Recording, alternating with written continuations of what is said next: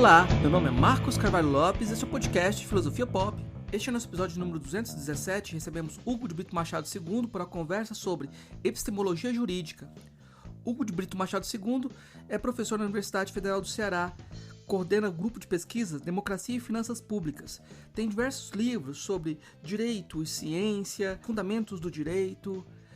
E a gente vai conversar hoje sobre esse tema geral, epistemologia jurídica. O Filosofia Pop é um podcast que aborda a filosofia como parte da cultura. A cada 15 dias, sempre às segundas-feiras, a gente vai estar aqui para continuar essa conversa com vocês. Intercalando com nossos episódios normais, de quando em quando, vamos apresentar episódios de entrevistas temáticas especiais. O episódio de hoje é uma parceria com o projeto de extensão Filosofia, Cultura Popular e Ética, desenvolvido na Universidade Federal de Jataí. Você pode encontrar mais textos e informações no nosso site, filosofiapop.com.br. Temos páginas no Facebook, Instagram, perfil no Twitter e canal no YouTube. Nosso e-mail é contato@filosofiapop.com.br. Vamos então para a nossa conversa com Hugo de Brito Machado II sobre epistemologia jurídica.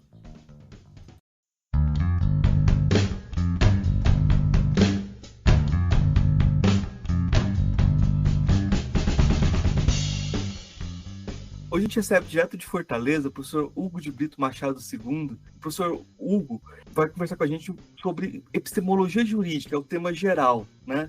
Mas ele é um grande especialista em várias áreas dessa fundamentação do direito, e não tem como, quando você puxa um fio, vem um emaranhado, né? Quando você pensa em fundamentação, esses aspectos epistemológicos e aspectos éticos. Mas eu vou começar perguntando para ele algo também amplo, né? Como é que você vê a relação entre direito e filosofia, professor? Uma excelente pergunta para começarmos a nossa conversa. Primeiro de tudo, Marcos, eu queria agradecer o convite para você, queria saudar todos os nossos ouvintes. Eu acompanho o podcast há bastante tempo e admiro muito o podcast, fico muito feliz com o convite, com a oportunidade de estar aqui com vocês e conversar um pouco sobre filosofia de uma forma... como é a proposta do podcast, de uma forma a desmistificá-la, né? A não torná-la um assunto hermético, mas sim um assunto pop, como é a proposta. Então, sou muito grato ao convite, ou pelo convite.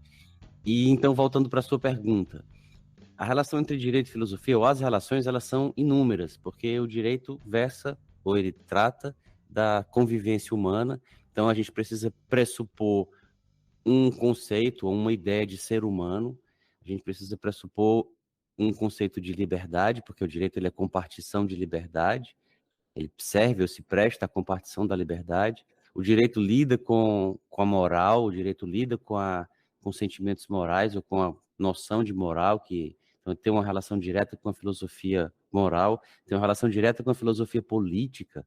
O direito, como ele trata da organização da vida em sociedade, não só do comportamento de cada um numa situação específica, que seria a filosofia moral, se eu devo mentir, se eu devo cumprir minhas promessas, se eu devo ajudar as pessoas, mas também no contexto da coletividade, da filosofia política, né, que é a filosofia moral para muitas pessoas, para o coletivo. Então, como deve se organizar o Estado, como deve ser a relação entre o cidadão, o indivíduo e o Estado, que é no âmbito do chamado direito público, a ideia de justiça. Então, as relações do direito com a filosofia são inúmeras. Uma delas, que não é nenhuma dessas que eu acabei de falar, também é a da epistemologia, que é um ramo da filosofia, na filosofia da ciência, ou a teoria do saber, teoria do conhecimento, que se relaciona com o direito em múltiplos aspectos, mas talvez o mais central seja o aspecto da prova. Quando a gente vai discutir uma questão num tribunal, e é um aspecto bem prático. Esses outros aspectos que eu falei, os alunos, às vezes, na faculdade, podem achar que são muito teóricos, que vêm nas primeiras disciplinas, do começo do curso, mas a relação da filosofia da ciência ou da epistemologia com a prova, ela é a mais prática possível. Então, num tribunal, discutindo se a testemunha fala a verdade ou não, discutindo se aquele documento é um documento que comprova a tese do autor ou não, se a tese do autor é verdadeira ou não, isso está diretamente ligado à filosofia. Eu acho que a epistemologia, nesse caso, ela parece ser incontornável para todos esses elementos aqui. A gente vai ver isso depois, porque a ameaça cética também ronda o direito, né? Mas eu vou te perguntar, então, sobre essa especificidade. O que é epistemologia jurídica? O que esse adendo jurídico modifica a epistemologia? Excelente pergunta. Excelente pergunta. Eu diria que o adendo não modifica. O adendo apenas especifica. Ele fala de qual epistemologia nós estamos falando, ou de, talvez melhor dizendo, aplicada a que a epistemologia está sendo examinada. E aí, fazendo um recuo, né, dando um passo para trás, para nivelar, para colocar no mesmo plano todos os nossos ouvintes, pode ser que alguns já tenham muita familiaridade com isso, e outros talvez ainda não. Então, só para relembrar, o que é a epistemologia? A epistemologia é a teoria do saber. Talvez o primeiro livro que nos chegou, né, dos que sobreviveram à passagem dos séculos, o primeiro livro que tenha sido escrito sobre epistemologia tenha sido o Teteto, do Platão. Então, quando Platão, no Teteto, coloca lá pela boca do Sócrates, conversando com o Teteto. Teteto era supostamente muito sábio, era um rapaz muito inteligente, e aí é chamado para conversar com Sócrates, e Sócrates pergunta a ele, já que ele é muito sábio, o que é o saber? E aí, a partir dessa pergunta feita no Teteto, o que é o saber, é que se desenvolve o diálogo sobre o que é o conhecimento, as possibilidades do conhecimento, os limites do conhecimento, que é basicamente do que lida, ou com o que lida a epistemologia. E aí, quando a gente vai falar da epistemologia jurídica, é apenas, ou são essas reflexões, o que é o saber, quais são os limites do saber humano, o que fazer diante dos limites do saber humano, como nós devemos agir ou reagir diante da constatação de que o nosso conhecimento é precário, é parcial, e aqui eu uso a palavra parcial não no sentido de ser tendencioso para um lado, para uma parte, mas de ser incompleto, de não conseguir captar todo o fenômeno, toda a realidade. Então, nosso conhecimento é parcial, nosso conhecimento é precário, e aí o que nós vamos fazer diante disso? Quais serão as nossas conclusões? E aí, quando nós aplicamos isso para o direito, eu não conheço o direito inteiramente, eu não tenho como saber de maneira perfeita o significado de um texto, eu não tenho como saber de maneira perfeita como aconteceram os fatos que serão julgados, por exemplo, eu não tenho como saber perfeitamente como teorizar o direito, e aí quais consequências a gente pode tirar daí para a compreensão e aplicação do direito. Então, a epistemologia jurídica nada mais é do que a epistemologia, em geral, mas aplicada a objetos ou problemas do direito.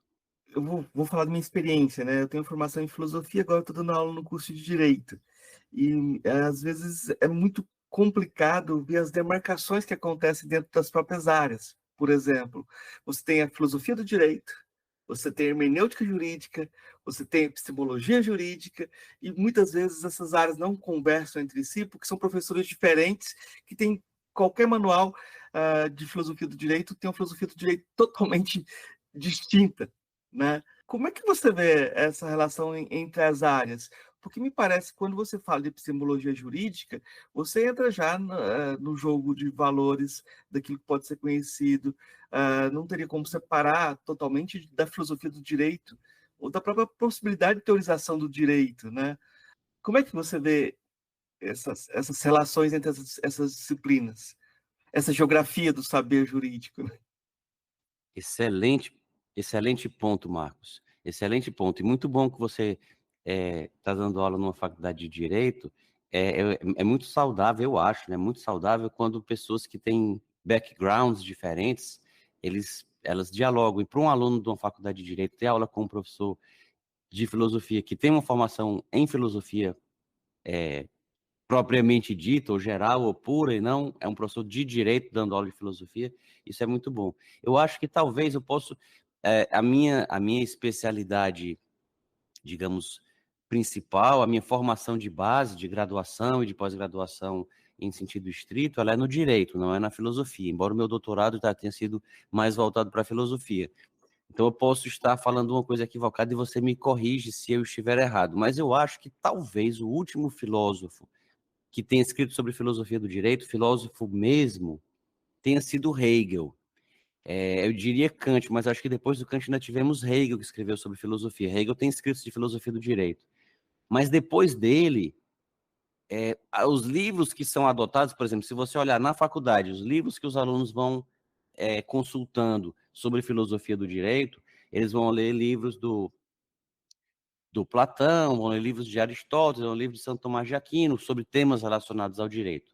Filósofos falando sobre o direito. Até que nós chegamos em Kant e em Hegel, que tem livros sobre filosofia do direito.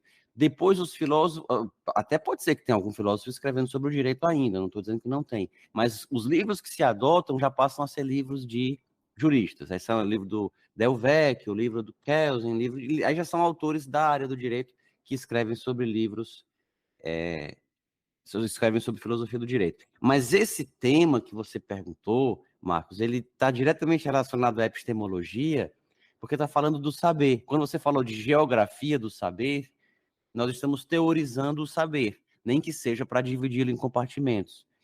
E aí isso nos leva a uma primeira questão epistemológica. Essas divisões, elas não existem na realidade. Seja a realidade cultural, se a gente estiver falando, por exemplo, de uma língua, se a gente estiver falando de um costume, se a gente estiver falando de um mito, ou se for uma realidade natural, se a gente estiver falando de um animal, se a gente estiver falando de uma espécie de vegetal, se a gente estiver falando de um tipo de corpo celeste, se for uma realidade histórica, se a gente estiver falando da Idade Média, ou da Idade Contemporânea, ou da Idade Antiga, essas divisões elas só existem na nossa cabeça, elas não existem na realidade em sua pura factualidade. É a cabeça, é o ser humano, é a racionalidade humana que tenta fazer essas divisões. Então, as divisões sempre vão ter algo de arbitrário e elas sempre vão ter algo de mutilador dessa realidade dividida e elas sempre vão ser traçadas em algum ponto em que elas poderiam ser um pouco mais para um lado ou um pouco mais para o outro. É um exemplo que às vezes eu gosto de dizer. Não houve um dia em que os portugueses lá na Península Ibérica amanheceram falando português e na noite anterior eles falavam latim. Não houve um dia em que todos usavam aquelas roupas de cavaleiro e aqueles cavalos com aquelas saias bonitas e aquelas lanças e andavam por pontes levadiças para entrar em castelos, e aí os turcos tomaram Constantinopla, e aí no dia seguinte passaram a usar aquelas peruquinhas brancas com aquelas roupas do período lá do Renascimento pós, já na Idade Moderna, a saída da Idade Média e entrada na Idade Moderna. Então, essas divisões têm sempre algo de arbitrário, e a mesma coisa acontece com a filosofia. Então, hermenêutica, epistemologia, filosofia do direito, quando é uma cadeira separada, todas elas estão falando de uma realidade que se relaciona, que se fazem essas divisões só para melhor estudar. Então, é sempre bom ter em mente isso, ter em mente de que o fenômeno é um só, as divisões são feitas só para estudá-lo melhor, mas a gente não pode levar essas divisões assim a uma distância muito grande, porque senão a gente se perde do todo. Eu acho que o todo talvez seria a questão da possibilidade da filosofia, do direito ser ciência, né? Eu acho que talvez essa seja uma questão do direito não ser só técnica. E então eu te pergunto assim, como o direito é ciência? Essa é uma pergunta que se faz muito, assim, se o direito é mesmo uma ciência. E eu costumo responder, Marcos, que, pelo menos na minha visão, eu posso estar equivocado, mas na minha visão, qualquer coisa pode ser uma ciência, ou, melhor dizendo, qualquer objeto pode ser objeto de uma análise científica. Até a religião, que é talvez o tipo de manifestação humana, de conhecimento, se é que se pode dizer que é um conhecimento, mas se chamamos religião de conhecimento, o conhecimento religioso, ele geralmente é colocado pelos livros de epistemologia como o oposto de ciência. Então, a religião é o oposto da ciência. Na ciência prevalece a ideia de provisoriedade, de abertura, de falibilidade ou de falibilismo, enquanto que na religião prevalece o dogma. Ou você acredita ou não acredita. Você não vai fazer um teste para saber se realmente aquilo que a sua religião prega aconteceu mesmo ou não. Será que Maria era mesmo virgem? Será que Jesus foi mesmo concebido? Maria foi engravidada pelo Espírito Santo, etc. Se essas perguntas são feitas no âmbito da religião, elas são até ofensivas. A pessoa acredita, e ponto. É um dogma. Mas até isso, até a religião, ela pode ser estudada cientificamente. Por que as pessoas acreditam nas religiões? Por que as pessoas têm religiões? Como as religiões surgiram? O que faz as pessoas aderirem a essa ou aquela religião? O que leva uma religião a se dividir? O que levou a religião católica a se dividir, gerar os protestantes, etc. Isso pode ser examinado cientificamente. Então, tudo pode ser examinado cientificamente, até o direito. O que não significa que todo tipo de manifestação que se faça em torno do direito seja necessariamente científica. Eu acho que a gente tem um problema até linguístico, porque você separa, de um lado, a dogmática, dessas disciplinas que chamamos zetéticas, essas disciplinas teóricas abrangentes. E o que você falou mesmo, na religião você tem dogmas, e até a própria nomenclatura joga uma ambiguidade nessa relação, né? Porque isso é dogmática, então até que ponto que você tem essa possibilidade ou possibilidade, eu diria assim, na prática, né? Se automatiza também, e aí você talvez não tenha o falhabilismo funcionando, né? Exato, Marcos. Inclusive é interessante, eu tive um grande professor, é o professor Arnaldo Vasconcelos. Ele faleceu em 2017 de chikungunya. Ele já tinha uma certa idade, né? Não vou dizer que faleceu prematuramente, ele já tinha mais de 80 anos. Aliás, ele tinha acabado de fazer 80 anos, mas não fosse a chikungunya, talvez até mesmo ele ainda estivesse por aqui, porque a família dele, todos os irmãos eram bastante longevos, a mãe foi muito longeva, talvez ele ainda estivesse por aqui. E o professor Arnaldo, ele foi um dos precursores do estudo da epistemologia jurídica aqui no Brasil e no Ceará, sobretudo. E foi com ele que eu tive os primeiros contatos com essa área, né, com essa área da filosofia, da filosofia e do direito. E o professor Arnaldo, ele era indignado, eu me lembro de ele foi meu professor na graduação, segundo semestre, e ele falava muito mal do termo, da expressão dogmática jurídica, porque ele dizia que, sobretudo, os juristas, eles usam para designar a ciência do direito, e isso é o mais paradoxal. Quando um autor diz que a dogmática é uma mera técnica, e que se opõe à verdadeira ciência do direito, que seria crítica, que seria voltada para aspectos sociológicos. O Ponce de Miranda, por exemplo, ele tinha a ciência do direito como sendo a verdadeira ciência do direito, ela era mais sociológica, de examinar as causas daqueles comportamentos e quais as melhores técnicas que se poderiam fazer ou adotar para que os comportamentos não fossem mais repetidos, etc. Então, o direito como ciência seria essa visão mais sociológica do fenômeno jurídico. Mas os que usam a palavra ou a expressão dogmática jurídica, eles o fazem dizendo que é a verdadeira ciência. Inclusive, há expressões, se você pesquisar na internet, na Amazon, coloca lá ciência dogmática, vão aparecer talvez alguns compêndios aí de ciência dogmática do direito. O que, pelo menos na minha concepção, que estudei um pouco de epistemologia, isso é um oxímoro. E aí, para o nosso ouvinte que eventualmente não saiba o que significa essa palavra, oxímoro é o oposto de pleonasmo. Então, se pleonasmo nós temos duas palavras que se reforçam desnecessariamente, é o miolo central, é a hemorragia de sangue. Então, isso são pleonasmos. O oxímoro é uma palavra que anula a outra, é a bagunça organizada, é o silêncio ensurdecedor. Então, são palavras que se anulam. Então, ciência dogmática é um oxímoro, porque se é ciência, não pode ser dogmático. E até eu escrevi um livro, por influência desse professor, Arnaldo Vasconcelos, durante o doutorado, quando eu fazia doutorado, eu escrevi esse livro chamado Por que Dogmática Jurídica?, em que eu procuro demonstrar, através inclusive de exemplos, que mesmo a suposta dogmática jurídica não é dogmática. Então, se ela é dogmática porque se deve partir do texto legal sem questioná-lo, mas qual o significado que tem o texto legal? Um texto só adquire significado definitivo dentro de um contexto, e os elementos contextuais, todos eles podem ser objetos de questionamento. Será que diante desse contexto o texto significa isso ou aquilo?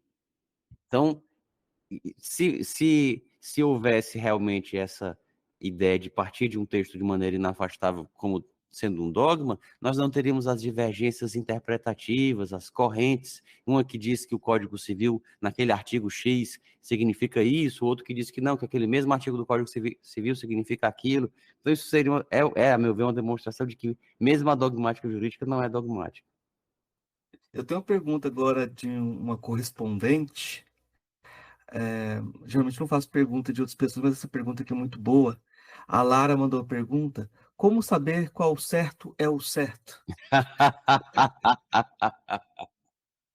Eu já ia lhe perguntar se a gente estava ao vivo, você tinha me dito que a gente primeiro ia gravar e que depois é que o podcast ia pro ar, e eu já ia perguntar como é que tinha um correspondente já fazendo pergunta.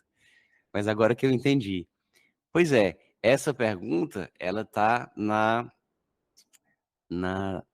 primeira página, né, na epígrafe do meu Fundamentos do Direito. É o livro que foi gerado, originado pela minha tese de doutorado. E foi a Lara, minha filha, e fez de fato essa pergunta, que foi a pergunta que me incentivou a escrever a tese. É muito interessante essa sua pergunta, porque nos permite falar de outro aspecto da filosofia do direito, que não está diretamente ligado à epistemologia, embora esteja, porque se relaciona ao conhecimento de valores, né, a possibilidade de conhecer valores, mas que foi objeto da minha tese de doutorado, que é o livro Fundamentos do Direito. Eu estava na Turquia com ela. Hoje ela já tem 24 anos, é advogada, trabalha inclusive comigo aqui no escritório. Até já não está mais tão questionadora como era quando era criança. Ainda é muito questionadora, mas de outros temas. Ela questiona agora questões tributárias, o porquê de algumas normas tributárias, de alguns julgamentos, e até de algumas questões da epistemologia, mas no terreno já da prova e da verdade nas questões tributárias. Mas nessa época ela tinha 7 anos, foi quando nós visitamos a Turquia e eu a levei, e ela ficou admirada, porque Istambul é uma cidade bastante plural, porque acontece lá uma coisa curiosa. Os europeus, os ocidentais em geral, né, com toda a imprecisão e toda a simplificação que essa palavra carrega. A gente chama de ocidental um brasileiro, um italiano, um português, um americano, que são pessoas que podem ser completamente diferentes em muitas coisas. Mas elas têm algumas coisas em comum que talvez nos façam chamá-las de ocidentais. Então, quando um ocidental, ele, entre aspas, quer conhecer o Oriente, então vai até Istambul. Então, lá em Istambul eu encontrei franceses, portugueses, espanhóis, que estavam lá para ver como é que era o Oriente. Mas lá em Istambul também a gente encontra pessoas da Jordânia, da Síria, da Palestina, que vão lá para conhecer como é o Ocidente. Então, para uma pessoa que vive em países de uma cultura mais, entre aspas, oriental, Istambul seria já o Ocidente. Para as pessoas que são mais ocidentais, Istambul é o Oriente. Istambul, na verdade, talvez seja aquela bacia do meio. Tem um experimento que se faz para demonstrar como pode haver uma influência do sujeito na compreensão do objeto, né? E aqui, de novo, é um tema de epistemologia. Como é que nossa condição pessoal ela pode interferir na maneira como a gente vê a realidade, mesmo que a realidade seja uma só, mesmo que exista uma realidade objetiva que está para além dos sujeitos que a conhecem, que é o experimento das bacias. E que eu abro esse parênteses para depois voltar para a história do certo é o certo. Imagine que a gente tem 3 bacias. Na bacia da direita, as 3 estão alinhadas uma ao lado da outra. Então, na bacia que está mais à direita, a gente coloca água bem gelada. Na bacia que está mais à esquerda, a gente coloca água bem quente. E na bacia do meio, coloca água em temperatura ambiente. Então, tem água cheia de pedra de gelo, água quase a 0 grau na direita, água que é uns 30 e tantos graus, 40 e tantos graus, quase queimando a mão na esquerda, e no meio tem uma água que é a 20 graus. E a gente coloca as mãos nas 2 bacias dos extremos. Coloca a mão direita na bacia direita, a mão esquerda na bacia esquerda. Então, portanto, fica uma mão na bacia bem fria, outra mão na bacia bem quente. E deixa as mãos nessas bacias aí por alguns minutos. E aí depois de experimentar tirar as mãos dessas bacias e colocar ambas ao mesmo tempo na do meio. Acontece um fenômeno muito curioso. A gente sente em uma mão a água do meio quente e sente com a outra mão a água do meio fria, como se fosse uma água diferente, mas é a mesma água. A gente, inclusive, olha, as mãos estão na mesma água. Uma mão sente água fria, a outra mão sente água quente. Porque as mãos saíram de águas que tinham temperaturas diferentes e aí há um contraste para cada mão. Talvez isso seja explicado também pelo fato de que diferentes áreas, hemisférios do cérebro estão conectados alternativamente, no lado direito do cérebro com a mão esquerda, o lado esquerdo com a mão direita. E aí, zonas diferentes do nosso cérebro, entre aspas, sentem aquela água do meio. Mas o fato é que isso mostra o quanto que realmente a nossa posição pessoal interfere na maneira como a gente vê o ambiente externo, mesmo que o ambiente externo não seja propriamente alterado pela nossa situação pessoal. Então, a Turquia, e sobretudo Istambul, talvez o interior da Turquia seja muito diferente, mas Istambul é essa bacia do meio. E aí, lá com a minha filha, ela se encantou vendo, por exemplo, mulheres de burca, mulheres que só podiam andar se fosse com o marido. Inclusive, uma vez nós fomos fazer um passeio e o rapaz do hotel que encomendava os passeios, ele só encomendou o passeio de verdade quando um homem do grupo foi falar com ele, nós estávamos num grupo, quando a mulher que estava no grupo foi, ela achava que o passeio tinha sido encomendado. E depois o guia do passeio não chegou. E aí um dos homens do grupo foi lá e disse, cadê o guia do passeio? Aí o rapaz do hotel disse, era para chamar mesmo? Como se assim, a mulher que foi pedir primeiro para fazer o passeio era café com leite, ninguém deu importância nenhuma para o que ela falou. Só quando o homem foi falar com ele que ele levou a sério. E isso, além de várias outras observações que ela fez. Ela com 7 anos, prestando atenção em tudo. Aí até que um dia ela me pergunta, pai, mas por que tem uma mulher que só pode andar se for com o marido? E a gente quis tirar uma foto com ela, porque ela achou bonita a burca que a mulher usava. E aí quiseram tirar uma foto com a mulher e tal, e tiveram que pedir primeiro. Eu tive que pedir autorização para o marido da mulher para poder tirar foto com a mulher que estava lá visitando o mesmo ponto turístico. E ela, por que tem mulheres que, para falar com elas, a gente tem que primeiro perguntar para o marido e etc. E outras podem andar livremente, tem algumas até aqui que estão sozinhas, que não estão com o marido nem com nenhum homem, estão em grupo ou sozinhas e tal. E ela ficou encantada com aquela diversidade. Encantada não, eu diria encucada com aquela diversidade.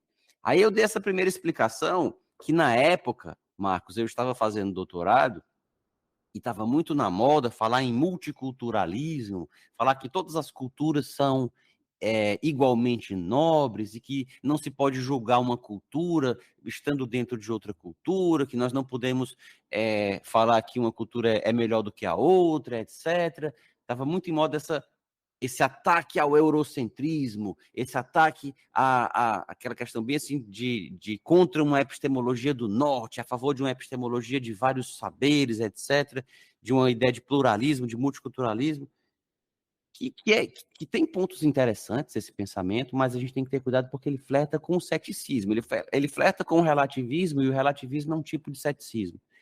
Então, e essa pergunta que ela me fez me chamou a atenção para isso, porque ela me fez a pergunta e eu respondi, não, minha filha, é porque cada povo tem o seu certo. Para ele, para aquele povo ali, o certo é a mulher se cobrir toda, é errado a mulher ficar descoberta. Para nós é errado impor isso para uma mulher. A mulher tem que, o certo é que a mulher possa escolher como ela quer se vestir, etc e tal. E ela ficou pensando. Aí foi que ela me fez a pergunta, pai, mas se cada povo tem o seu certo e o seu errado, como é que a gente sabe qual desses certos aí é que é o certo? E foi essa pergunta que me levou a escrever o livro, porque, de fato, esses autores multiculturalistas, eles falam, não, porque as culturas têm que aprender umas com as outras. E aí foi isso que a pergunta da Lara me evidenciou o erro dessa premissa. Como é que uma cultura vai aprender com a outra se não há um padrão de correção que está para além delas todas? Então, dando só um exemplo, algumas comunidades indígenas, algumas etnias, elas sacrificam as crianças dependendo de como essas crianças nasçam.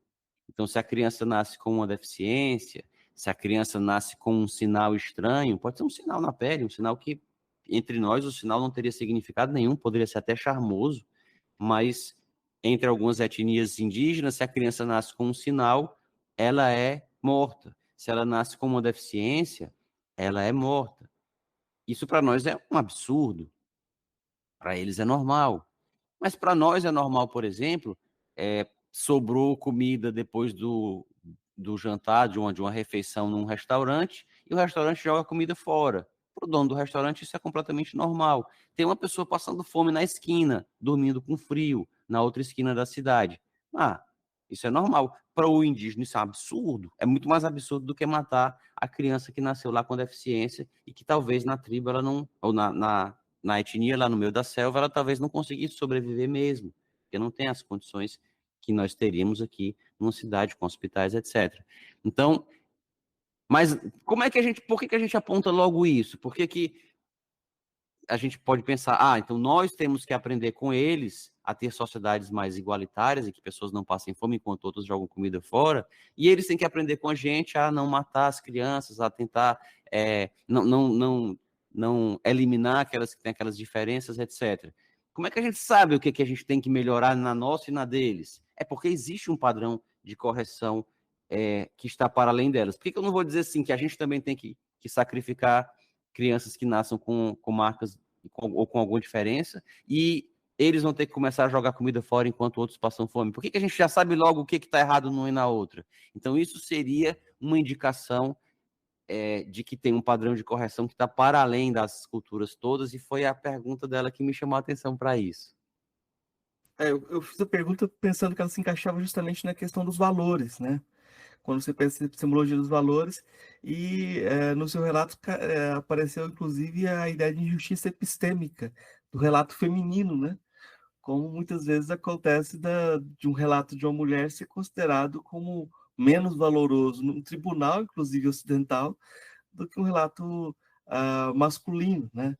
Eu queria te perguntar sobre exemplos práticos, se você tem alguns exemplos práticos. Você falou muito de como a epistemologia jurídica ela tem essa conexão com a prática mesmo, né? E como eu não tenho essa formação e essa vivência, eu queria te pedir exemplos de uso da epistemologia jurídica na prática jurídica. Excelente, excelente. Vamos a eles. Primeiro, lembrando que a epistemologia, como eu já tinha respondido numa pergunta anterior, é a teoria do saber.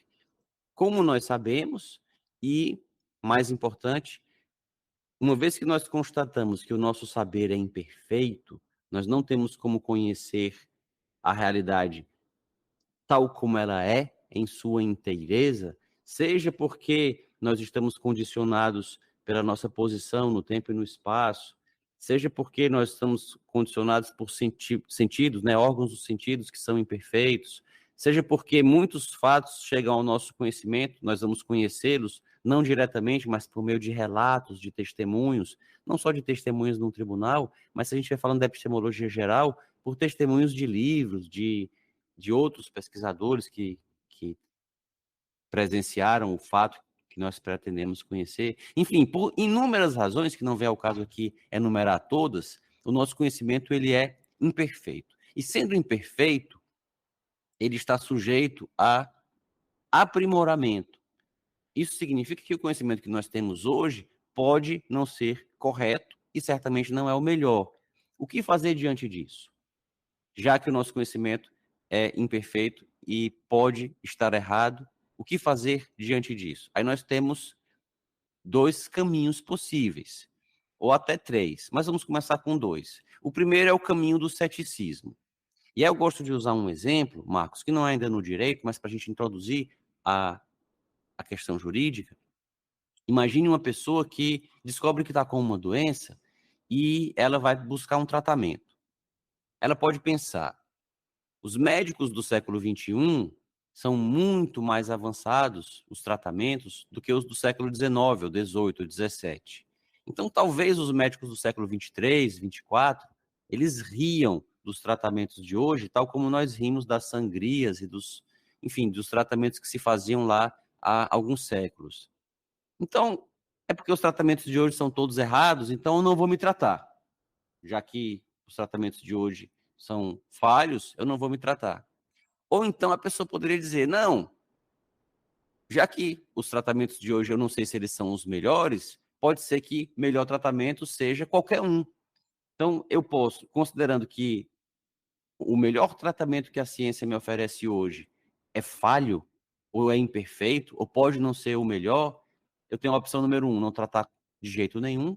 A opção número 2, me tratar com qualquer coisa. Tanto faz o remédio que foi testado pelo laboratório e o lambedor lá, o xarope vendido no centro da cidade que cura tudo, né? Aquele xarope que serve para tudo. Remédio de camelô, até se fala às vezes brincando, remédio de camelô serve para tudo, não serve para nada. Então ele cura desde bicho de pé até impotência, queda de cabelo, qualquer coisa, você resfriado, qualquer coisa o remédio trata. Eu vou me tratar com esse remédio, ou então vou me tratar com o tratamento farmacológico, químico que foi testado, porque é tudo a mesma coisa. E aí, a epistemologia lida exatamente com isso. Eu vou ser cético, eu vou ser relativista, e aí, pelo menos a corrente a qual eu acredito ou entendo que é a que melhor responde esse dilema é exatamente o falibilismo. Quer dizer, não, o conhecimento que nós temos hoje, por certo, é falho, é imperfeito, é provisório, mas é o melhor que a gente tem até hoje. Então, até onde se sabe, o melhor é isso daqui. Enquanto não aparecer um remédio melhor, esse é o tido como melhor, então vai ser o que eu vou tomar. Eu vou ficar em aberto para a possibilidade de aparecer um tratamento melhor. Enquanto não aparecer, vai ser esse que eu vou tomar. E, engraçado, Marcos, que eu trouxe essa questão, inclusive com esses exemplos médicos, para ilustrar que esses temas que até o ano de 2019 eram assim, muito teóricos, quando eu falava isso em sala de aula, que eu dou aula de epistemologia geral e jurídica na pós-graduação aqui da UFC e também da Unicristo, são as duas instituições onde eu ensino. Quando eu falava isso, os alunos achavam um tema muito teórico e tal, e durante a pandemia, esse assunto ele passou a aparecer no jornal todo dia. Então, tanto nós tínhamos pessoas que diziam que porque as vacinas não tinham sido testadas ainda o suficiente, elas não iam tomar. Ah, mas essa se tomou vacina há 100 anos. Não, mas essa aí não foi testada muito ainda, então eu não vou tomar. E também tínhamos pessoas que já havia testes dizendo que certos medicamentos não funcionavam, mas ainda assim se dizia, não, mas eu vou tomar esse remédio porque esse teste aí pode não ter sido bom o suficiente ainda e tal. Então começou a haver um certo ceticismo seletivo muito amparado na ideologia. E aqui, sem entrar nesse debate, se quem tinha razão nessa discussão, eu não quero entrar nisso, mas só trazer essa questão para mostrar que isso evidenciou a relevância prática da epistemologia em geral. Mas no direito, a gente tem vários exemplos práticos também. Talvez, Marcos, o mais evidente seja o terreno da prova. É no terreno da prova que a epistemologia mostra a sua relevância prática de maneira mais clara, mais transparente, mais evidente. Então, imagine que se está discutindo quem matou a vítima. E aí existe um relato de uma testemunha, existe um relato de outra testemunha. Como saber se a testemunha está falando a verdade, o que é a verdade? Essas discussões de epistemologia, elas se refletem diretamente nesse terreno. E aqui eu já faço uma indicação. Eu lembro que no podcast, geralmente você pede indicações ao final, e essa eu já faço no meio, que é de um filme chamado Anatomia de uma Queda. É possível, o filme já passou há algum tempo no cinema, é possível que alguns dos nossos ouvintes já tenham até mesmo assistido. Mas eu diria que aquele filme, Anatomia de uma Queda, ele é praticamente a descrição em filme de livros de epistemologia aplicada à prova. Então, livro do Michele Tarufo, que é um professor italiano recentemente falecido, que estuda epistemologia aplicada à prova. Livro da professora Susan Hack, que é professora da Universidade de Miami, também de epistemologia aplicada à prova. É praticamente como se a gente estivesse lendo o livro deles, assistindo o filme. Ah, tá aqui. Isso aqui parece que foi o Tarufo que escreveu esse roteiro. Porque acontece, sem dar spoiler algum, eu não vou falar muito sobre o filme para não dar spoiler, mas só para contextualizar a história do filme. Acontece um evento, eu não vou dizer se foi um crime ou se foi um acidente, porque essa que é a dúvida. Então, um homem cai de uma janela e morre, e a questão que se coloca é saber se foi acidente, se foi suicídio, se foi homicídio. E o filme, às vezes os filmes, eles têm narradores oniscientes, os livros também, né? Tem narradores oniscientes. O narrador da história, que vai contando a história no filme ou no livro, Ele sabe de tudo. É como, por exemplo, Quincas Borba, do Machado de Assis, em que até os pensamentos do cachorrinho, que, para quem não leu, Quincas Borba era o nome do personagem, de um dos personagens, que morre logo no começo. Isso não é spoiler, porque a história é a história do herdeiro do Quincas Borba, do Rubião. Então, logo nas primeiras páginas, o Quincas Borba morre. Mas o Quincas Borba tinha um cachorro chamado Quincas Borba. Tem até um trecho muito eloquente que diz: Quincas Borba olhou para Quincas Borba. Porque o Quincas Borba tinha um cachorro chamado Quincas Borba. E no Quincas Borba, até o pensamento do cachorro, poeiras de pensamento, o Machado de Assis, de maneira genial, fala do que o cachorro está pensando. E é interessante como ele descreve. Hoje a epistemologia estuda também, Marcos, como os animais pensam. A neurociência também se ocupa do pensamento dos animais.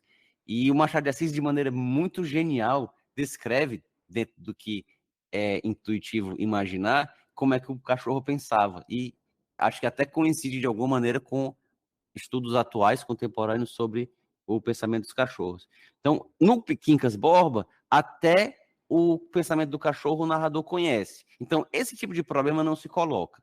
Mas no Anatomia de uma Queda, voltando para o filme, o narrador não é onisciente, nem o espectador. Quem assiste o filme não sabe de tudo. Quem assiste o filme vê o que aconteceu pela ótica de um ou de outro personagem do filme. Então a gente não sabe o que aconteceu. E aí a investigação vai avançando, ouve-se o relato de uma pessoa, ouve-se o relato de outra, faz-se uma reconstituição, faz-se lá uma perícia, e o próprio espectador vai o tempo todo mudando de lado. Eita, eu acho que foi suicídio. Eita, eu acho que foi não sei o quê. Eita, eu acho que foi isso. Eita, eu acho que foi aquilo.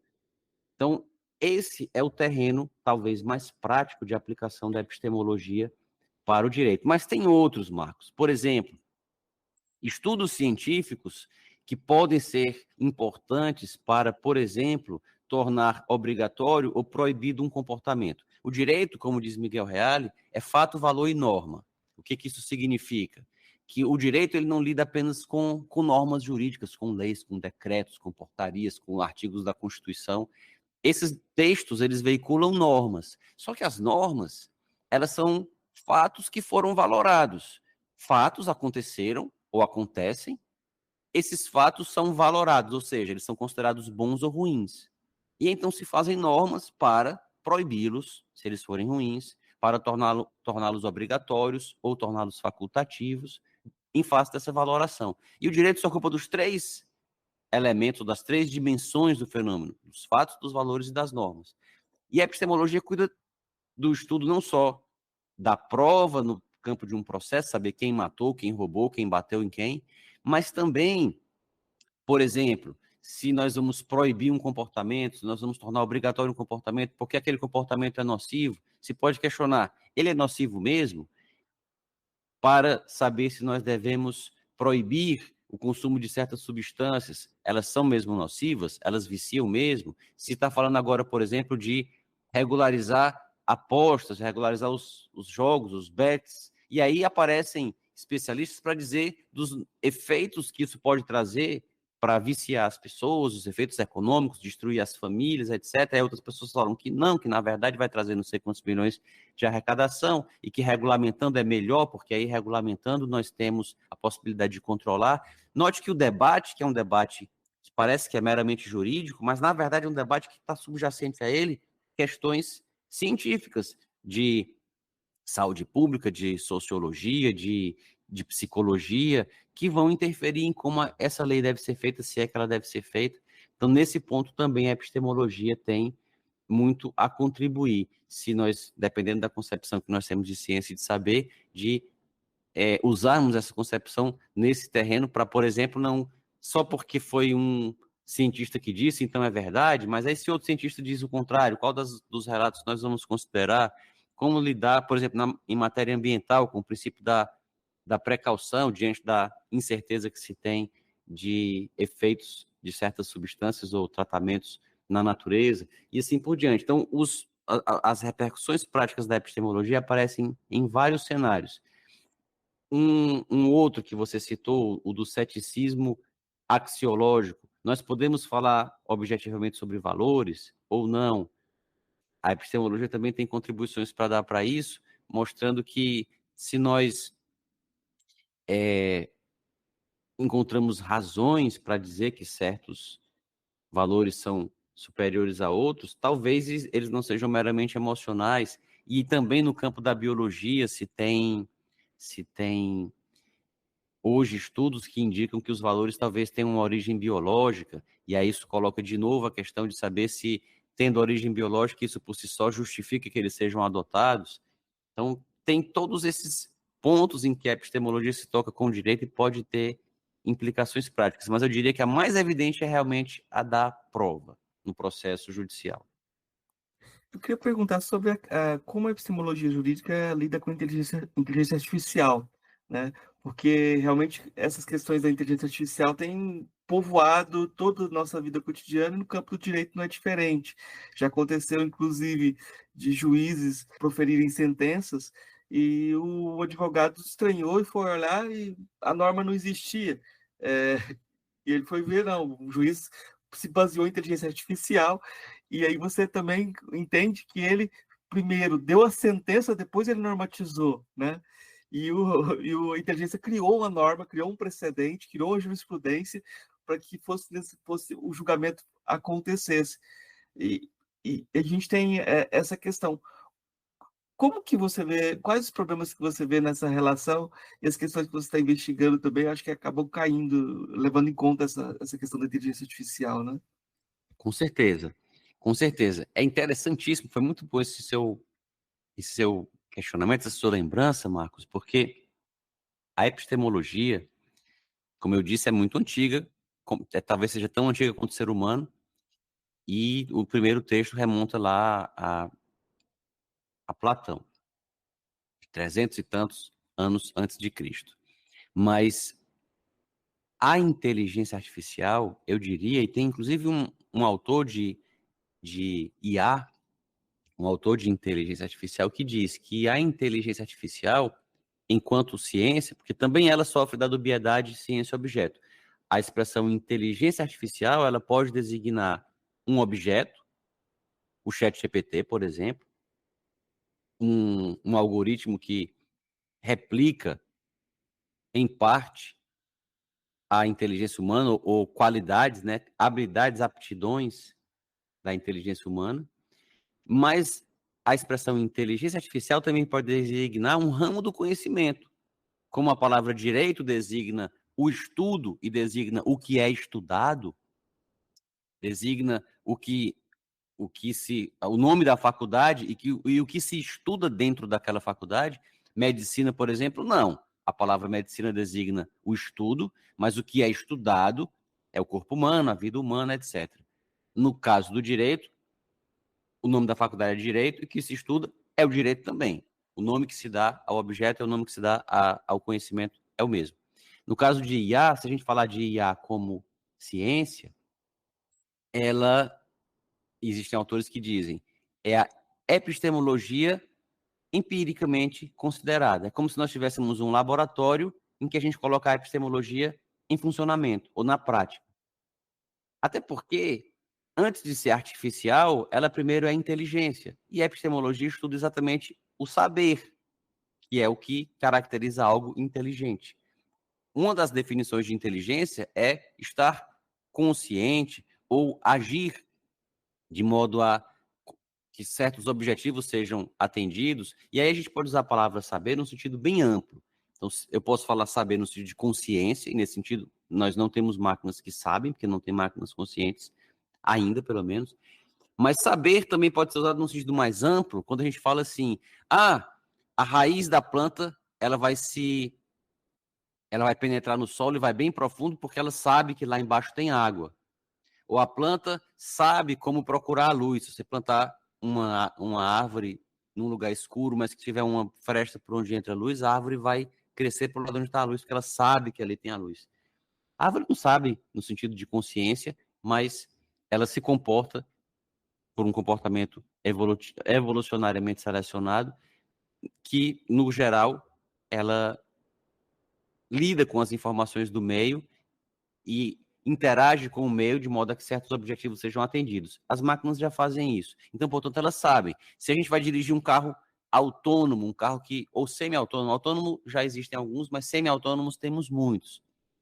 Um carro que freia sozinho, já tem vários no mercado, inclusive, que freiam sozinhos se um obstáculo aparece na frente. A gente pode colocar, Marcos, como é que o carro sabe que na frente dele apareceu um ciclista? E se em vez de um ciclista for um pombo, será que o carro vai saber que o pombo ele não precisa frear porque o pombo vai voar? E se for um saco de lixo flutuando, será que ele sabe que não precisa frear porque o saco de lixo vai simplesmente passar por baixo do carro e não vai ter problema? Se em vez de um saco de lixo for um bebê, se for um gatinho, ele sabe que nesse caso ele precisa frear. Veja que a gente está falando de conhecimento, nesse sentido mais amplo. Então, a inteligência artificial ela lida diretamente com a epistemologia. As máquinas fazem inferências dedutivas, indutivas, abdutivas. O Popper tem um texto chamado O Problema da Indução, e aqui só contextualizando, Karl Popper é um dos principais autores do século XX que tratam da epistemologia, é dele a expressão, é ele que trata ou traz o pensamento que eu chamei aqui de falibilista, o falibilismo. E o Popper tem um livro, um texto chamado O Problema da Indução, em que ele explica como, do ponto de vista lógico e epistemológico, o raciocínio ou a inferência indutiva tem muitos problemas. E existem textos de inteligência artificial que trabalham exatamente esse texto do Popper, para mostrar como alguns algoritmos de IA cometem equívocos exatamente porque eles partem de uma inferência que é indutiva. E nem sempre o futuro é igual ao passado, nem sempre porque uma coisa se repetiu várias vezes, ela vai continuar acontecendo daquela forma. Isso explica, por exemplo, muitos constrangimentos que os corretores ortográficos nos fazem passar, porque eles basicamente agem indutivamente. Se eu sempre escrever aquela palavra daquele jeito, a próxima vez que eu começar a escrever aquela palavra, certamente é aquela palavra que eu quero escrever de novo, e pode não ser. Então, o contexto pode sugerir que é outra coisa que eu vou escrever, e não aquela outra coisa que eu tinha escrito da outra vez.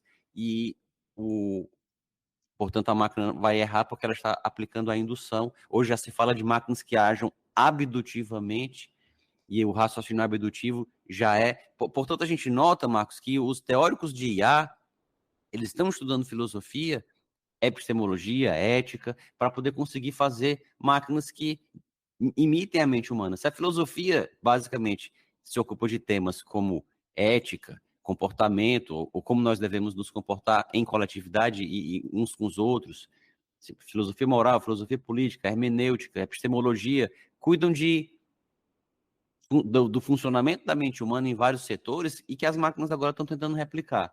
E aí você falou desse juiz. O que esse juiz aí certamente fez foi usar o ChatGPT no método extrativo, que é uma coisa que não se deve fazer. O ChatGPT, ele não é um mecanismo de busca. As pessoas ainda não elas antropomorfizam o ChatGPT, como ele conversa muito bem, a gente tende a achar que tem algo ali dentro que é consciente, que sente, que entende. Mas o ChatGPT não entende nada, ele não sente nada, ele apenas faz cálculos de quais palavras são mais prováveis de aparecerem na sequência depois daquelas que você escreveu. Então, se você escreve... Eu assisti a uma palestra de um especialista esses dias, que ele usou 2 exemplos muito interessantes. Se a gente pergunta para o ChatGPT, complete a seguinte frase: o passageiro estava com sede e a aeromoça trouxe para ele... Aí o ChatGPT completa: água. Porque é a palavra mais provável de vir aí. É porque ele é muito inteligente, ele sabe que quando a pessoa está com sede, ela está desidratada, e a desidratação afasta o organismo do equilíbrio necessário à manutenção da vida, que é a homeostase, e isso gera um desconforto, e aí a água é o líquido que melhor atende a isso. Então, ele não sabe coisa nenhuma. À luz de milhares e milhares e milhares de textos que associam muitas vezes a palavra sede com a palavra água, mais do que com outras. Sede pode ser associado com Coca-Cola, sede pode ser associado com Guaraná, com água de coco, com Gatorade, sede pode ser associado com várias coisas, mas de todos os textos que estão na internet, desde o começo dos tempos, água e sede são as combinações mais prováveis. Então ele vai dar essa resposta. É por isso, não é porque ele sabe. E aí, quando nós perguntamos para ele algo que não é tão provável assim, porque não tem tantas vezes no banco de dados que gerou o aprendizado do GPT, e GPT é de pré-treinamento, ela foi previamente treinada, o PT vem desse treinamento prévio em inglês, então o treinamento prévio que ele fez não tem muitas vezes aquela... Se nós perguntarmos, por exemplo, algo sobre quando terminou a Segunda Guerra Mundial, existem incontáveis textos explicando ou falando da Segunda Guerra Mundial, e as palavras término da guerra e 1945 muitas vezes aparecem juntas. Então a resposta mais provável vai ser dizer que ela terminou em 45. Mas se a gente perguntar algo que quase não tem na internet, ou que não tem de jeito nenhum, a resposta vai ser aleatória. E ele vai fazer o que os especialistas chamam de alucinar. O professor George Malmestein Lima, um grande amigo meu, professor aqui no Ceará, tem sido um dos maiores especialistas em ChatGPT, no uso prático do ChatGPT, sobretudo por operadores do direito, e ele disse que nesse caso o ChatGPT vai alucinar. E foi o que aconteceu. Se a gente perguntar para ele quais foram os casos que o STF decidiu sobre liberdade de expressão, ele vai trazer alguns verdadeiros e alguns inventados. Então, o juiz não pode fazer isso, ele tem que conhecer como é que o ChatGPT funciona para evitar usá-lo de maneira equivocada. Mas você tem toda a razão, Marcos, quando você associa a IA com a epistemologia. Epistemologia estuda o saber, e a IA é uma tentativa de fazer um saber artificial. Então, a epistemologia está no centro do estudo da IA e vice-versa. A IA serve de laboratório para a gente testar conceitos de filosofia na prática. Quando a gente assume uma perspectiva falhabilista, a gente vai ter sempre o desafio daquele que... Talvez o paradoxo da tolerância, que geralmente atribui a Popper, deve estar presente na epistemologia também, né? Porque vai ter sempre aquela pessoa que levanta a tese mais absurda e fala, me prova que eu estou errado. Só que pode acontecer que a pessoa que levantou essa tese mais absurda seja o juiz. E aí? De fato, esse é um ponto sensível na epistemologia. Tem inclusive um autor, ainda antes de entrar na epistemologia do direito ou jurídica, mas respondendo, ou respondendo não, mas enfrentando, né, tratando, lidando com esse questionamento que você fez, ainda no campo da epistemologia geral, o autor que trata desse assunto de maneira bem interessante é o Thomas Kuhn. Só para atualizar os nossos ouvintes, Thomas Kuhn, ele escreveu A Estrutura das Revoluções Científicas, e é dele uma expressão que a gente usa quase todo dia, ela caiu já no vocabulário popular, que é mudança de paradigma. Hoje a gente escuta essa expressão mudança de paradigma em todo lugar, os coaches adoram. Não, agora vamos fazer uma mudança de paradigma e tal. Muita gente repete isso. Paradigm shift, que é a expressão no original. O Thomas Kuhn, ele mostra que a ciência não progride, como Popper havia defendido, com tentativa e erro. Um cientista faz uma teoria, e essa teoria é científica porque ela pode ser refutada, ela pode ser questionada, criticada, e aí todos vão começar a refutar, criticar, e se a refutação acontecer, o cientista vai ficar super feliz, porque vai ficar revelado que a teoria dele estava errada e vão encontrar uma teoria mais perfeita, a ciência vai se aperfeiçoar e tal. E a Thomas Kuhn diz assim, isso é ingenuidade, não é assim que a ciência funciona. O cientista faz uma teoria, ele vai ficar revoltado, vai ficar com raiva, vai brigar de quem vier criticar a teoria dele. E ele vai angariar adeptos, discípulos, que vão repetir a teoria dele sem discutir, porque querem vaga de orientação, querem um estágio à docência, querem ser professores assistentes, querem passar no concurso depois para professor efetivo e tal. Então, eles vão fazer tudo seguindo na cartilhazinha do professor chefão lá da instituição. E ninguém vai criticar. E aí se vai formar uma grande teoria, uma grande visão de mundo em torno daquele pensamento ali, que é mais ou menos... Existem incontáveis conceitos ou definições de paradigma, uma das maiores discussões é o que é paradigma para o Kuhn, mas enfim, vai ficar essa grande massa de pensamento não questionado, até que vai aparecer alguém que vai dizer, ei, mas e esse erro aqui? Porque o paradigma não explica tudo, aquelas teorias que vão sendo adotadas sem crítica, elas não explicam tudo, tem várias falhas, as falhas vão sendo ignoradas. Hoje a neurociência explica muitas vezes por que isso acontece, né? O viés da confirmação, a pessoa só enxerga o que confirma o pensamento dela, o que refuta ela não vê.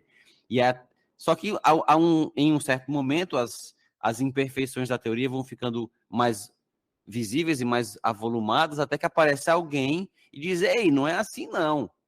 e essa pessoa, no primeiro momento, vai ser execrada. Ela vai ser destruída. Para os meus alunos de epistemologia, na aula sobre Thomas Kuhn, eu sugiro a eles que assistam o filme A História de Louis Pasteur, que foi exatamente isso que aconteceu com Louis Pasteur. Eu gosto de dizer que tem duas histórias de dois grandes cientistas que ilustram, o pensamento do Karl Popper, que é Albert Einstein, e o outro é o pensamento do Thomas Kuhn, que é o Louis Pasteur.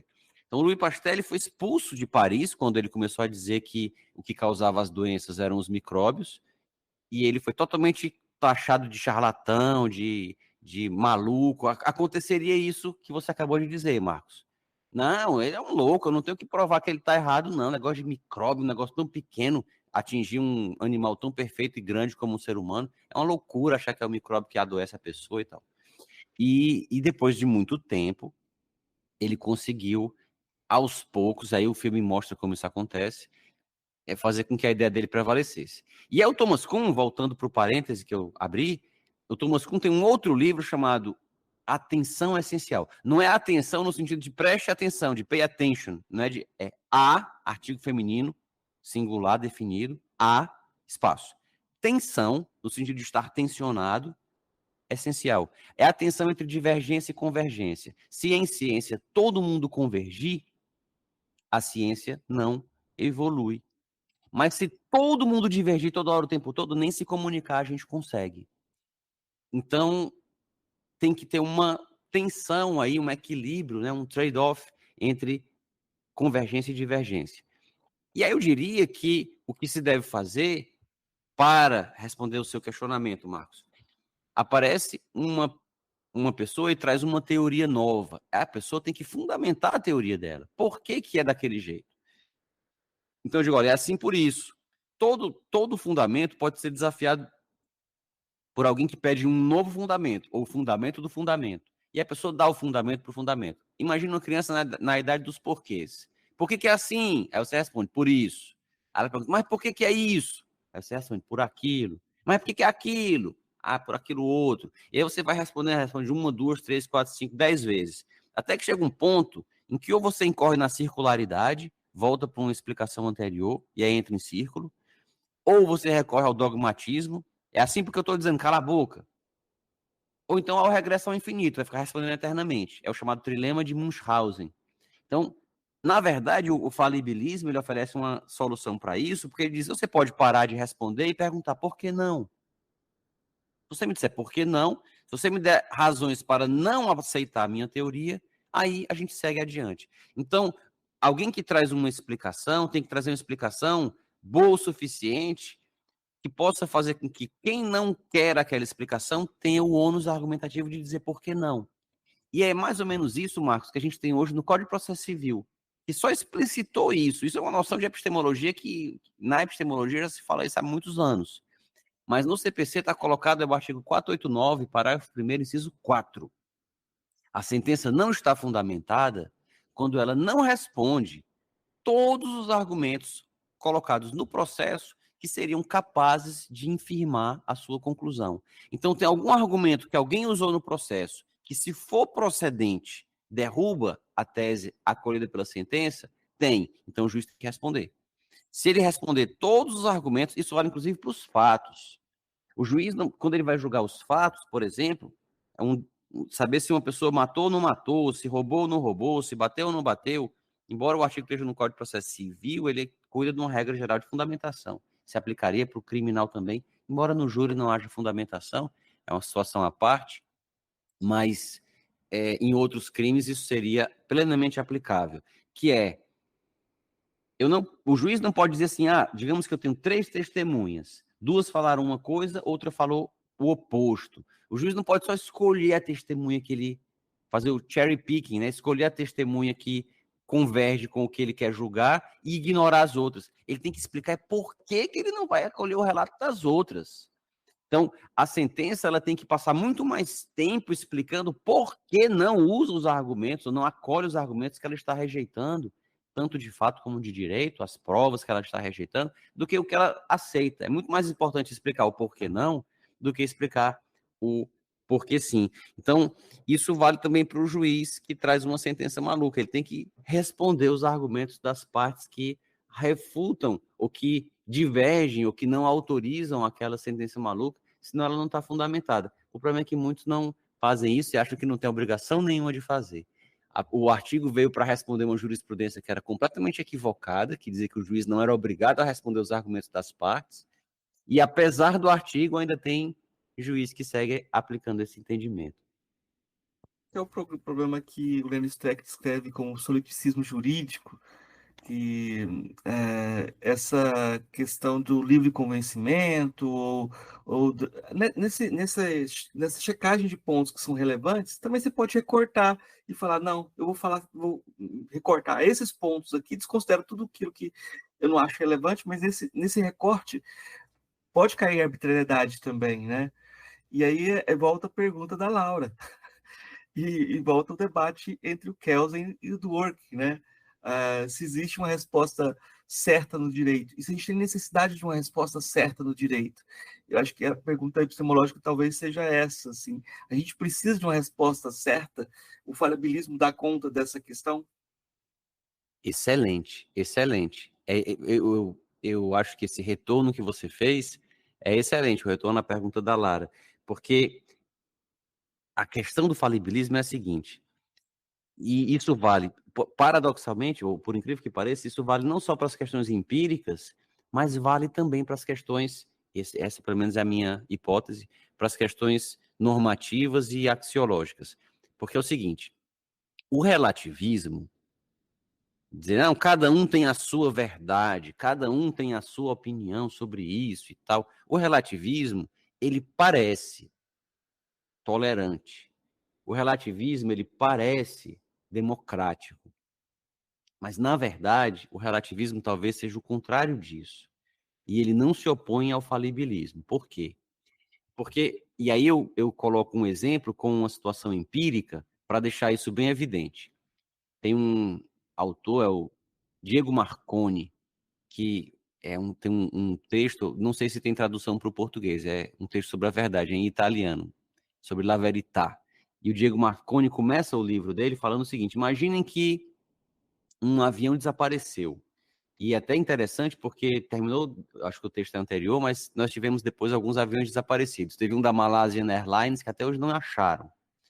Mas imagine que tem várias teorias para explicar o que aconteceu com aquele avião da Malaysian Airlines.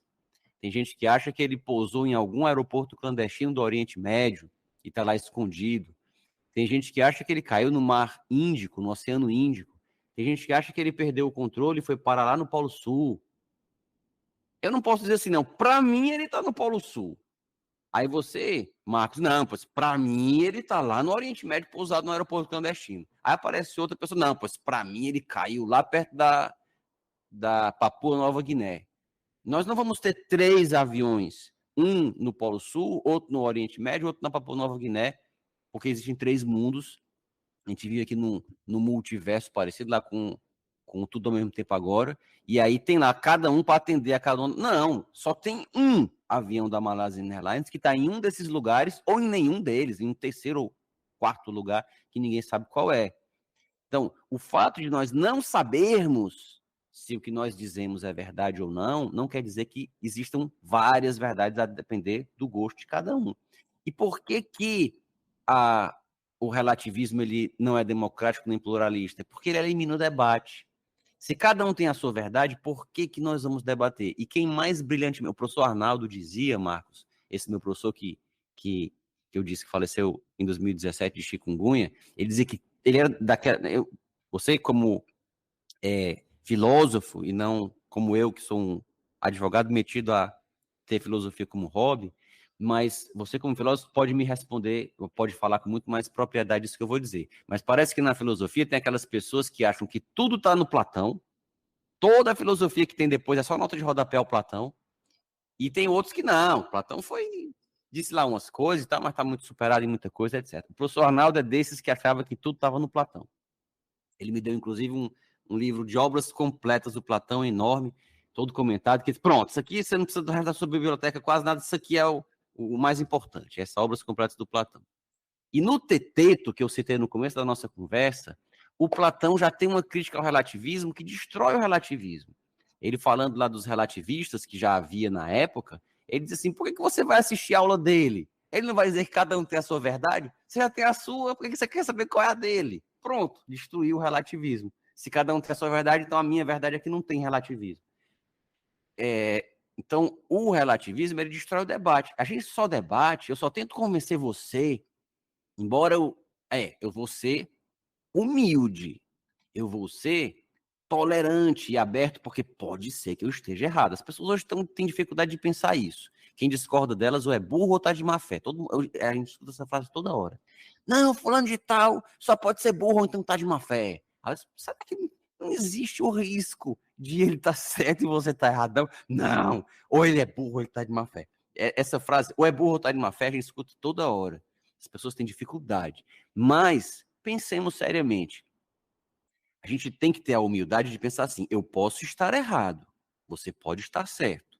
E por isso eu estarei aberto à possibilidade de você me convencer do seu acerto e do meu erro. Mas, até onde eu sei, até onde eu estudei, até onde as provas me mostram, a minha posição é certa. Então, isso é o que diz o falibilismo. O relativismo, quando ele diz que cada um tem a sua verdade, o debate acaba. Agora, se eu digo, não, tem uma verdade, tem um avião da Malaysia Airlines, que está em um lugar, vamos procurar. Se eu perco a chave do meu carro e ela pode estar em qualquer lugar e em nenhum lugar, eu nem procuro. Agora, se eu perco a chave do meu carro e eu sei que ela está em algum canto, só não sei qual é, aí eu vou procurar. Então, existe uma verdade, eu só não sei onde ela está. Então, vamos procurar. É a ideia do Dworkin. Um juiz Hércules, e as pessoas criticam o juiz Hércules, dizendo, não, Dworkin são os leitores de orelha de livro, Marcos. Como tem gente que fala que o Kelsen defendia o nazismo, o Kelsen era um antidemocrata, ele foi ministro do Hitler, não sei o que, isso aí nem a orelha da teoria pura do jeito essa pessoa leu. Porque o Kelsen defendia a democracia como pressuposto do ceticismo axiológico dele. Era exatamente porque ele dizia que os valores, nós não temos como ter afirmações objetivas e conferíveis, verificáveis sobre valores, eu não posso dizer que o meu valor é melhor do que o seu, nós temos que viver numa sociedade que tolere todos e que a maioria prevaleça, mas sem esmagar a minoria. Então ele defendia a democracia exatamente a partir do ceticismo dele sobre os valores.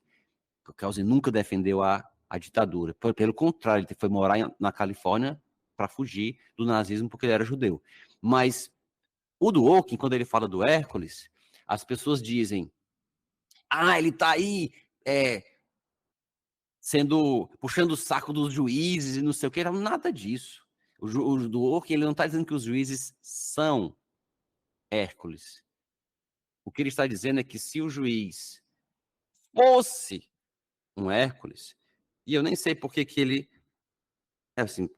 poderia ter usado outro personagem da mitologia, né? Que o Hércules, chamava-se Alcides, e porque que era a madrasta dele, aí talvez desde a mitologia, antes mesmo das fábulas e dos contos de fadas, desde a mitologia já aparece aí a madrasta como má. E aí a Hera, e que não é verdade, né? Existem muitas madrastas maravilhosas, mas a Hera, madrasta do Hércules, que se chamava Alcides, vivia querendo matar o coitadinho, e aí até ele mudou de nome, passou a se chamar Heracles, que é o que ama a Hera, o que adora a Hera, que admira a Hera, que era para ver se ela gostava dele. Mesmo assim não adiantou, ela passou os 12 trabalhos, enfim. Mas o Hércules, se for juiz e conseguir conhecer todas as normas, conhecer todos os fatos envolvidos, todas as particularidades, todas as consequências, ou seja, se ele fosse alguém que conhecesse plenamente a realidade e não parcialmente, como um humano, ele conseguiria encontrar a resposta certa. Então é porque tem vamos procurar com humildade, sabendo que ela pode ser provisoriamente essa, mas alguém pode me mostrar que não, que eu estou errado, como acontece na pesquisa científica empírica, como acontece na busca de um medicamento, até onde eu sei se é o melhor tratamento. Mas fiquemos aqui em aberto para saber se não vai surgir um melhor. Até onde eu sei, essa é a melhor solução para o caso. Mas fiquemos em aberto para ver se não vai aparecer outra melhor. Essa é a proposta do Dworkin, que me parece melhor do que a do Kelsen, da moldura, que dentro dela, dentro daqueles significados possíveis, a decisão pode ser qualquer uma que será correta. Talvez o Kelsen explique melhor descritivamente. Se a gente disser que nós precisamos de uma teoria que só descreva como as coisas são, ou não, a teoria ela vai falar de um objeto que serve para aperfeiçoar a realidade. Então, a teoria tem que ter um quê de normativa, ela tem que dizer como é que esse objeto deve ser. Então, se eu tenho uma teoria que diz como é que o objeto deve ser, a do Dworkin é muito melhor. Mas uma teoria que diz como é que o objeto é, aí talvez a do Kelsen, e que era a proposta dele, ele não quis mais do que isso, ele queria dizer como é que o direito era. E de fato é assim, chega uma questão no Supremo, a gente pergunta para um advogado, como é que vai sair a decisão? Não sei, talvez decidam assim, talvez decidam assado.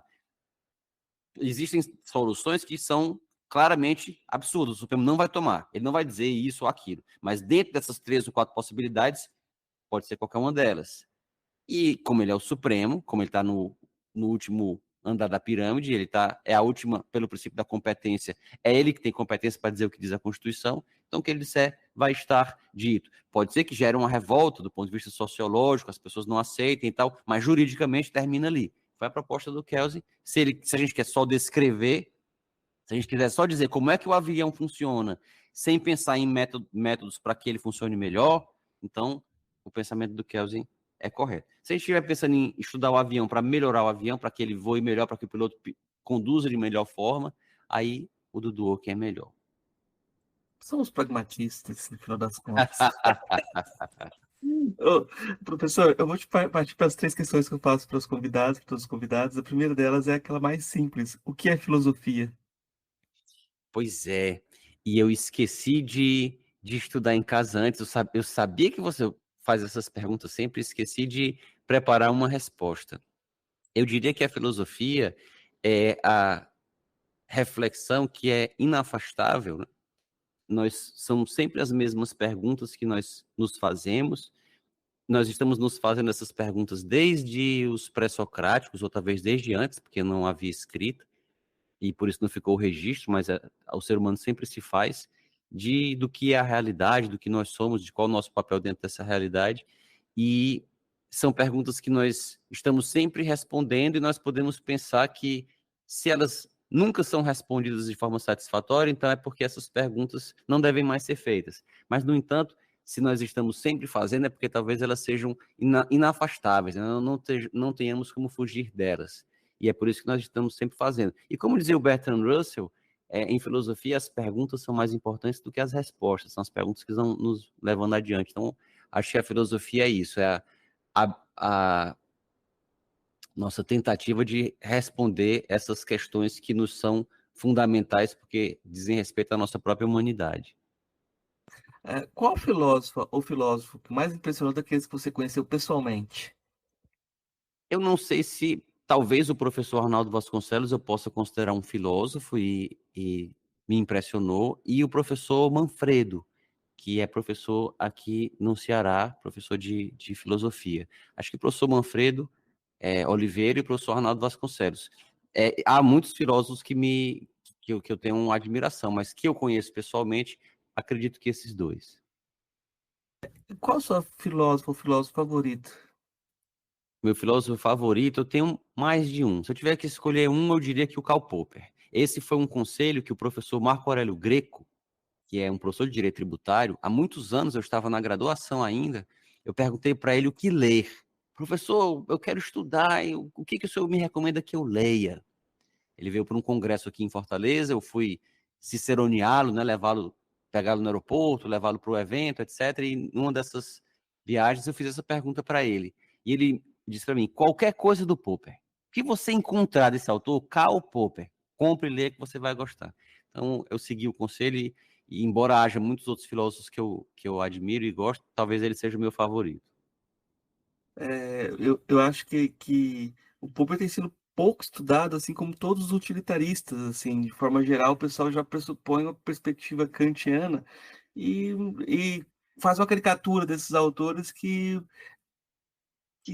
como toda caricatura, não é pensamento, né? E isso é muito ruim para os debates, porque, de repente, esses autores não existem como aqueles que podem ser levados a sério, né? Eu não sei qual a sua experiência, se você já passou por isso também, não?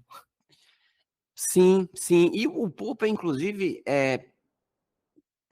há quem o rotule de Mini Kant, o Paul Feyerabend, que foi um discípulo dele dissidente, que é um autor da epistemologia anarquista, digamos assim, ele chamava o Popper de Mini Kant, porque o Popper teria só juntado Kant com um pouco de Charles Darwin.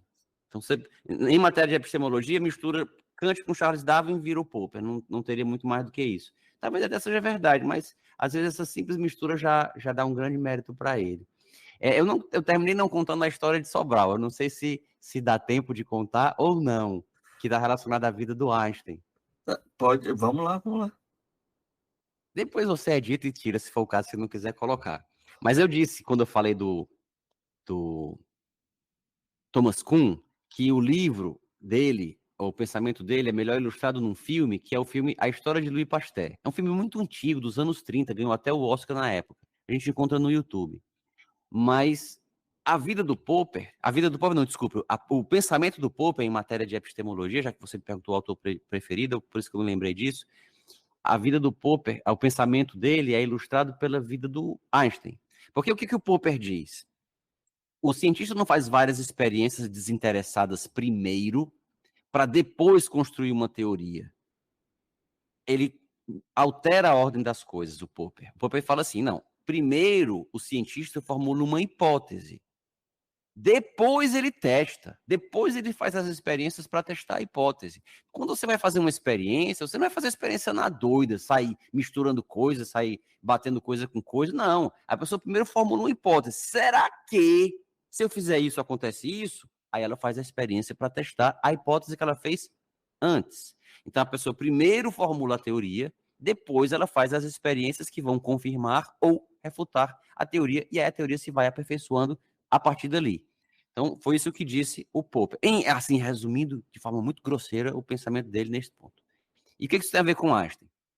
Porque o Einstein primeiro formulou a teoria da relatividade e só muito tempo depois ela pôde ser testada. Existe um filme que ilustra esse teste que teria acontecido na África, mas o filme que ilustra o teste acontecido na África ilustra só um dos testes, porque foi um eclipse que ele pôde ser observado na África, mas ele também pôde ser observado em Sobral. Só que a observação da África, embora tenha sido a que rendeu o filme hollywoodiano, mas a observação da África, ela não foi a melhor, porque estava com um tempo ruim lá na África. Não deu para ver o sol direito, muito menos o céu, durante a noite provisória, na noite de alguns minutos do eclipse, que foi um eclipse total.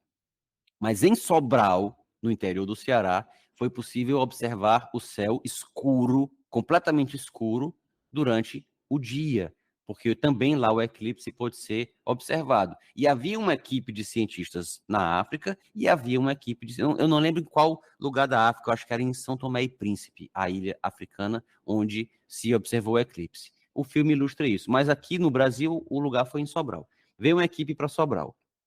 E em Sobral se pôde observar que à noite, ou o céu escuro do dia, e por que o céu escuro do dia? Porque havia algumas estrelas que elas aparecem do lado do Sol. Naturalmente elas não estão do lado, elas estão a milhões e milhões e milhões de anos-luz atrás do Sol, mas vendo da Terra, elas aparecem atrás do lado, assim, ao lado do Sol, muito mais atrás dele.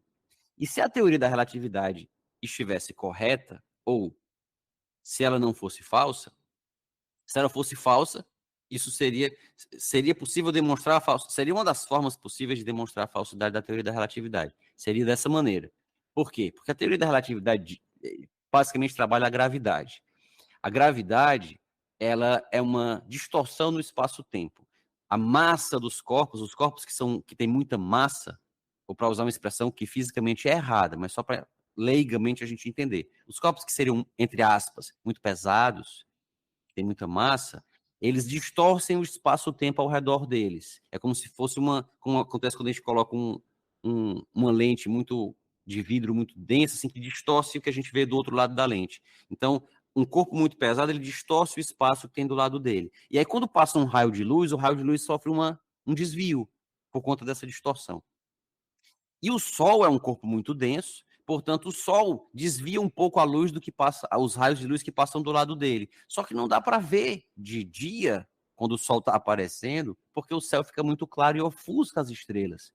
Mas se houvesse o eclipse e ficasse tudo escuro, nós poderíamos observar essa distorção, essa mudança de posição por conta da distorção causada pelo Sol, nas estrelas que aparecem ao redor dele. Então, o céu, as estrelas que aparecem ao redor do Sol, elas apareceram num lugar distorcido, diferente do que deveriam estar. E o eclipse poderia conferir isso. No eclipse se poderia conferir isso. Se não houvesse a distorção, ficava provado que o Einstein estava errado. Se houvesse a distorção, talvez ele estivesse certo, talvez fosse por outro motivo, daí a ideia do sempre estar em aberto a possibilidade de estar falso. Até hoje, a gente pode dizer que o Einstein estava errado, mas essa foi uma tentativa de mostrar que ele estava errado, que não funcionou. Se ele tivesse errado, se as estrelas tivessem aparecido no lugar diferente do que deveriam, isso, se elas aparecessem sem a distorção, isso seria uma indicação de que ele estava errado. Não tem distorção no espaço-tempo, coisa nenhuma. Mas como houve, então não se provou a falsidade da teoria dele. E aí, Marcos, isso foi demonstrado lá em Sobral, observou-se o eclipse. De fato, quando escureceu, 2 horas da tarde, ficou tudo escuro, foi possível verificar que as estrelas no céu apareceram em posições diferentes daquelas que elas deveriam ter aparecido, se o Sol não distorcesse nada, né? Se o Sol não existisse, aquelas estrelas apareceriam num lugar. Porque o Sol estava ali, elas apareceram num lugar diferente. Ou seja, a massa do Sol estava distorcendo a passagem da luz daquelas estrelas, elas estavam aparecendo num lugar diferente, como se fosse um raio de luz passando dentro d'água. Ele desvia, ele faz sofre uma quebra, uma refração. E aí, dizem que tem 2 anedotas sobre isso. A primeira é de que o Einstein esteve por aqui, pelo Brasil, inclusive fez alguns comentários racistas, se apurou depois, quando se viu no diário dele, mas ele teria comentado, perguntaram para ele, o senhor gostou do Brasil? Aí ele disse, gostei. E ele tinha participado de um debate no Rio de Janeiro, em que um autor brasileiro chamado Pontes de Miranda, tem muitas anedotas em torno dele, mas elas ficam para outro momento. O Pontes de Miranda teria feito uma intervenção em alemão, o Einstein respondeu em alemão, ninguém sabe o que eles conversaram, porque na época, no lugar ninguém falava alemão. E quando o Einstein foi embora, ele disse, eu gosto muito do Brasil, porque foi sob o céu do Brasil que se provou o acerto da minha teoria. E o Pontes de Miranda teria dito, tá vendo? Foi a minha observação lá no congresso que eu disse que ele estava certo. É claro que isso é uma anedota, porque as pessoas brincavam que o Pontes de Miranda tinha muita autoestima. Não sei nem se isso aconteceu mesmo. Mas o fato é que ele estava fazendo alusão ao experimento de Sobral. Foi sob o céu do Brasil que se provou o acerto da minha teoria. E aí, em Sobral, existe um museu para tratar desse episódio, o Museu do Eclipse, e os sobralenses, que são muito orgulhosos do valor da sua terra e do seu povo, eles falam, tá vendo? Quem que ia ser esse tal desse Einstein se não fosse Sobral? Fica provado que Sobral define a ordem do universo. Exatamente. Até que vem um teórico diferente para refutar, por enquanto é Sobral que define. Ô, professor, eu queria pedir indicações de filmes, a gente já tem alguns, né? Na nossa conversa apareceu filme A História de Louis Pasteur, Albert Einstein, né? Tem série, tem filme, Anatomia de uma Queda, que você indicou. Eu vou indicar o Rashomon, do cineasta japonês, Kurosawa, que Rashomon é uma história de uma situação de assassinato que tem várias versões, e aí você não sabe o que aconteceu. Tem o corpo lá, mas tem vários debates sobre várias versões, né, sobre o que aconteceu, né? Então a gente já tem alguns filmes para indicar. De livro, eu vou indicar o seu livro O Direito e Sua Ciência, e Fundamentos do Direito, que a gente falou de algumas coisas desses livros aqui hoje, né? E peço a indicação. O que você gostaria de indicar para os nossos ouvintes? Excelentes as suas indicações, eu teria poucas indicações a acrescentar. O filme tem também, o filme que eu citei que ilustra a experiência que foi feita na Ilha do Príncipe, na África, que é Einstein e Eddington. Esse filme, Einstein e Eddington, ele mostra a relação entre Einstein e Eddington e mostra a experiência que foi feita em Príncipe, que foi o mesmo eclipse que foi visto em Sobral. O filme retrata a experiência na África. E o filme é interessante porque mostra a interferência da guerra, que estava acontecendo na época, mostra a interferência das questões políticas, porque o Einstein é judeu, porque o Einstein é alemão, porque os ingleses eles são rivais dos alemães, e aí vão fazer uma experiência para mostrar que o alemão estava certo, e aí há todo esse debate, a briga das academias, da academia de física ou de astronomia inglesa e alemã, etc. e tal. Então o filme relata tudo isso. Eu indicaria também eu tenho um livro que é Direito e Inteligência Artificial. O que os algoritmos têm a ensinar sobre interpretação, valores e justiça. É como se fosse uma continuação do direito de ciência, porque ele trata da inteligência artificial, mas não assim, não é um livro sobre linguagem Python, aprendizado de máquina, não sei o quê. O livro não é sobre informática. O livro é sobre as implicações filosóficas e éticas e jurídicas do uso da IA. E aí, então, ele tem um pouco de epistemologia também. Tem bastante de epistemologia nesse livro, Direito e Inteligência Artificial. Eu tenho um curso online sobre epistemologia que está disponível na plataforma Hotmart, mas a sugestão mesmo que eu queria deixar é a mesma que me foi feita pelo professor Marco Aurélio Greco. Qualquer coisa do Popper. Qualquer coisa do Popper. Epistemologia é um terreno muito rico, tem muitas obras excelentes, mas eu diria que qualquer coisa do Popper seria a indicação que eu teria a fazer. Professor, então queria deixar o espaço aberto para o senhor divulgar o que o senhor quiser divulgar, agradecendo a possibilidade do diálogo e o acompanhamento também das nossas conversas, né? É muito bom saber que tem gente acompanhando o trabalho, né? Acompanho sim. Eu dou aula na Universidade Federal do Ceará, que fica o endereço do meu escritório, e o da Universidade Federal do Ceará é um pouco distante. Não são Fortaleza não é uma cidade tão grande assim, é uma cidade relativamente grande, mas são em pontos quase que opostos da cidade. E eu levo algum tempo no trânsito para ir e para voltar. E eu geralmente é uma das minhas companhias durante o trajeto é o Filosofia Pop, são as conversas que são sempre muito agradáveis. Eu fico muito honrado, como eu disse, de estar podendo participar hoje. Fica à disposição, Marcos, pelas redes sociais, por e-mail, pelo Instagram, no YouTube. Eu tenho um canal no YouTube que tem alguns vídeos de direito tributário, mas tem de epistemologia também, para continuarmos trocando ideias sobre esses e outros assuntos. É um prazer. Professor, muito obrigado. Valeu.